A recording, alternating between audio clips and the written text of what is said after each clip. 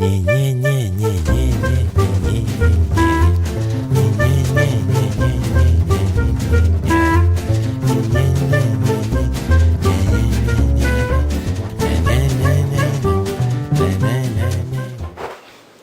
beautiful people. This is Carlo, broadcasting from Vancouver. And this is Happy Sphere, the Happy Show. And today I want to talk to you really fast about the concept of connection. And I looked up some concepts for connection and how people use it. So I did a little bit of wiki thingy, Wikipedia. And a very cool one that I found is in dancing, like partner dancing. They actually have this concept of connection. They use it constantly to refer to when a couple or a partner is perfect for you. This connection, and they describe it as it's a form of communication, and it transmits power, energy, and also information and signals. And they rely more on that connection than on verbal communication or eye contact or any other kind, because they say that these ones can throw you off while you're dancing, right? So the connection is even deeper. But let's go to another concept that I got from NLP or neuro-linguistic programming, and it's the concept of rapport. Rapport is the same thing. It's a subconscious communication. So connection is communication. Let's establish that from now on. But rapport, you will always hear these guys talk about building rapport or generating rapport with people, with clients, etc., etc., etc. And it's practically being in sync. They will mimic the other person's breathing patterns, blinking patterns, eye contact, movements, posture, all these kind of things, and that way that creates in the other person, that creates kind of like a very mild, secure environment, because they see that the other person is very much like them. So it gets you in sync. So it gets you to trust. But it's subconscious, and they use it a lot in sales. Check it out when you go out to, buy a car or whatever. They use it a lot in sales.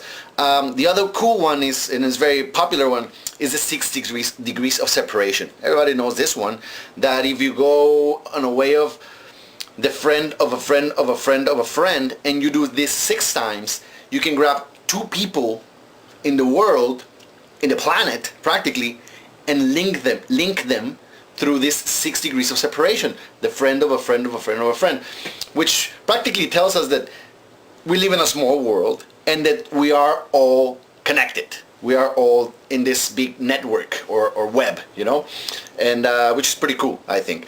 So connection is communication. But what is communication? Communication happens between living organisms. Everybody knows this. You need a sender, you need a message, and you need a recipient. And it's the responsibility of the sender to make sure that the entire message gets through to the recipient, right?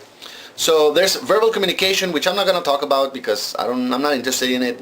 It's talking, verbal and symbols. The nonverbal communication, on the other hand, is very cool. I think is very important, and that's one of the things that we don't know how to use very well in establishing connection, right?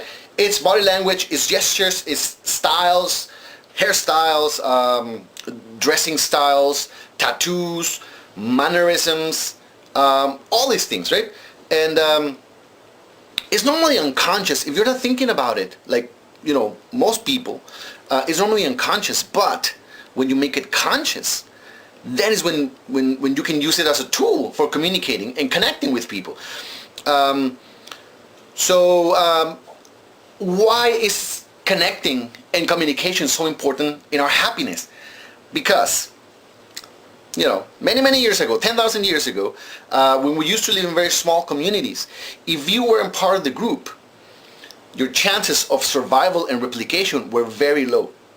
But if you are part of the group, 50 people in the community or whatever, oh, by the way, community, communication, get it? So if you're in a part of if you're in the group and you knew how to connect with people of the group, by communicating in a proper manner, then your chances of survival and replication will go up, and you will be happy. You will be eating. That's why food is so important. Brings people together. Thanksgiving and all that stuff. You would be able to you would be alive, which is in 10,000 years ago, you must have been pretty happy with that. You will be able to get a mate and reproduce, which is sex, the other very good thing about being happy in life. That's